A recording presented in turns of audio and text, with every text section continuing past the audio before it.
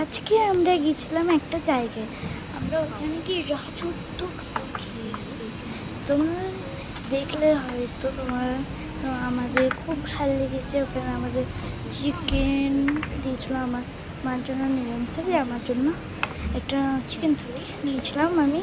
তো যাই হোক, তো দেখা হচ্ছে পরের মিনিটে। টাটা। চলে এসছে আমার চিকেন আমি সাইড করলাম। খাওয়ার দাওয়ার জাস্ট দেখো অফার করবো।